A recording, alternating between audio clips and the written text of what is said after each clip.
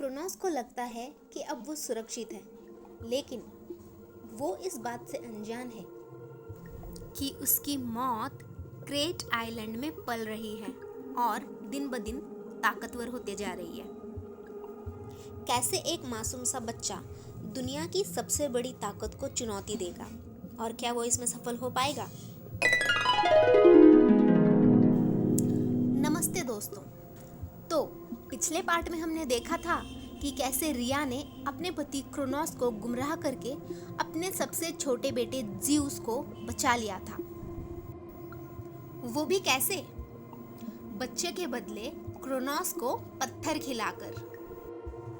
लेकिन दोस्तों, ज़्यूस को बचाना तो सिर्फ पहला कदम था। असली चुनौती तो अब शुरू होने वाली थी। एक बच्चा जो एक अंधेरी गुफा में पैदा हुआ, वो कैसे ब्रह्मांड के सबसे बड़े राजा को चुनौती देगा।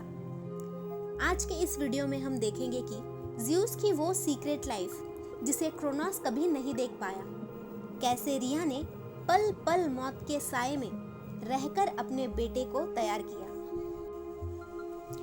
रिया ने ज़्यूस को लेकर क्रीट के आइलैंड पर माउंट इडा की एक ऐसी गुफा में छुपाया जहां सूरज की रोशनी भी बड़ी मुश्किल से पहुंचती थी। रिया का डर ज्यादा इसलिए था क्योंकि क्रोनोस कोई मामूली राजा तो था नहीं, वो टाइम यानी समय का मालिक था। उसे हर पल की खबर रहती थी। ज़्यूस को वहां अकेले छोड़ना रिया के लिए दिल चीर देने वाला फैसला था, पर ये ही अकेला रास्ता था। इसके अलावा ज़्यूस को जिंदा रखने का कोई और तरीका नहीं था। उस गुफा को एक डिवाइन फोर्ट्रेस बनाया गया। रिया ने वहां पे ज़्यूस के साथ अमेल्थी नाम की एक गोट निम्फ को रखा जो उसकी सुरक्षा करती थी।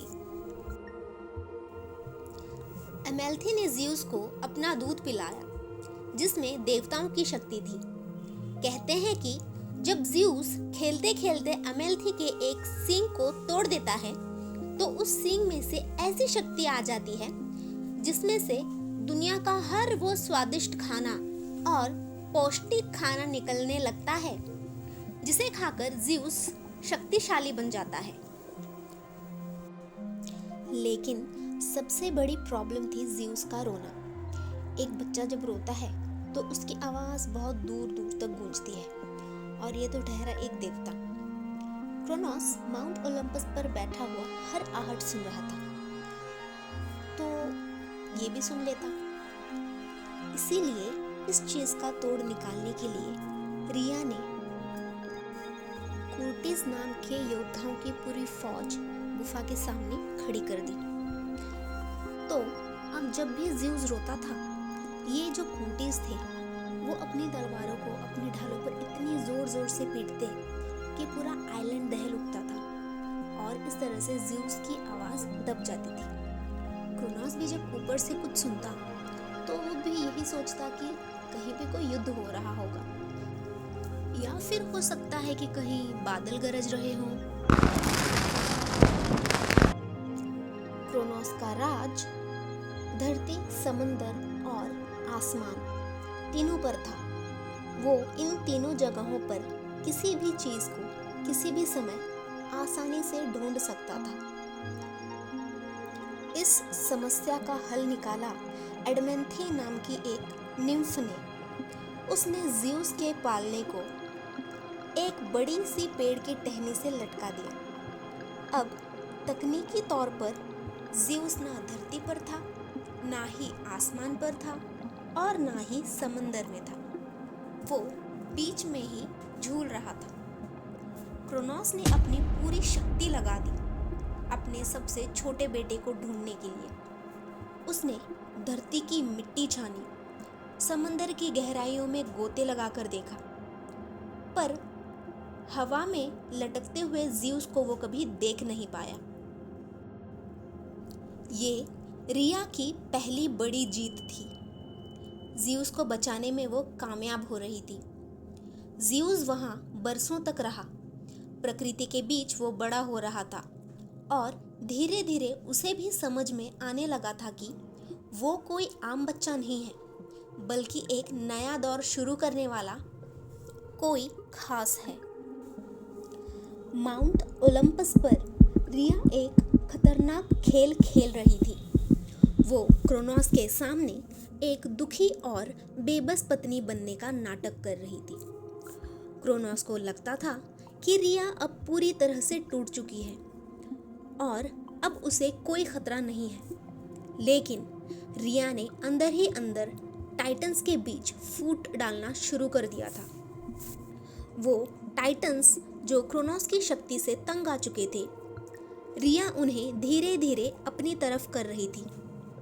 वो एक खुफिया नेटवर्क चला रही थी। जब भी क्रोनोस सो जाता था, रिया खुफिया संदेश क्रीट आइलैंड में भेज देती थी। उसने ज़्यूस को बताया कि उसके 5 भाई बहन अभी भी क्रोनोस के पेट के अंदर जिंदा हैं।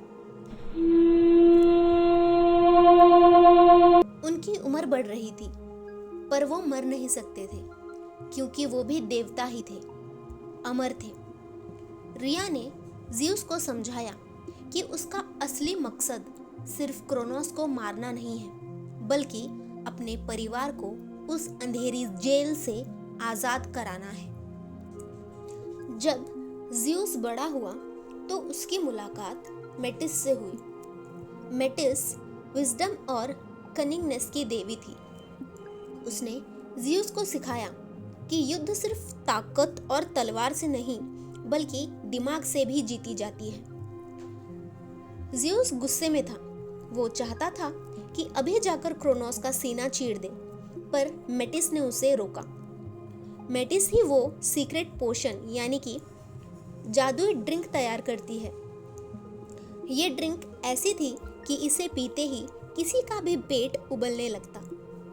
ज़्यूस और मेटिस ने मिलकर प्लान बनाया कि कैसे ये ड्रिंक क्रोनोस तक पहुंचाई जाएगी। लेकिन ज़्यूस को अभी और ताकत चाहिए थी, क्योंकि क्रोनोस के साथ बाकी के 11 टाइटन्स भी थे। ज़्यूस ने मेटिस की सलाह पर टार्टरस की सबसे गहरी खाइयों का रुख किया। वहां उसने उन लोगों को ढूंढा जिन्हें दुनिया भुला चुकी थी। वो थे साइक्लोप्स और हेकाटोंकरिस। ज़्यूस ने उनके पहरेदारों को भी हराया और उन्हें आज़ाद किया। आज़ादी के बाद उन्होंने ज़्यूस को ब्रह्मांड का सबसे शक्तिशाली वेपन दिया। साइक्लोप्स ने ज़्यूस की मुट्ठी में बिजलियां थमा दी, यानी कि द थंडरबोल्ट। ये वही बिजली थी जिससे ज़्यूस आगे चलकर गॉड ऑफ थंडर बनने वाला था। उन्होंने ही पोसाइडन के लिए ट्राइडेंट बनाया, जो समुंदर में सुनामी तक ला सकता था, और हेडिस के लिए द हेल्म ऑफ डार्कनेस बनाया, जो इनविंसिबिलिटी की ताकत रखता था। अब ज़्यूस के पास वेपन थे, दिमाग था और एक माँ का साथ था। उसने अपने पिता की आंखों में आंखें डालने की पूरी तैयारी कर ली थी। सृष्टि का सबसे बड़ा और भयानक युद्ध अब बस एक ही कदम दूर था। दोस्तों, ज़्यूस ने तैयारी तो कर ली थी, पर क्या वो माउंट ओलंपियस में घुसपैठ कर पाएगा? कैसे वो अपने भाई बहनों को आज़ाद करवाएगा? ये थी ज़्यूस के हिडन ईयर्स की कहानी। अगर आपको रिया का दिमाग और ज़्यूस की मेहनत पसंद आई हो तो फोक टेल्स को सब्सक्राइब करें और बेल आइकन को ज़रूर दबाएं, क्योंकि अगला पार्ट सिलसिला बदलने वाला है। कमेंट में बताएं कि क्या आपको लगता है कि ज़्यूस अकेला टाइटन्स की पूरी फौज को हरा सकता है? मिलते हैं अगले वीडियो में। तब तक के लिए कहानियों की दुनिया में खोए रहें।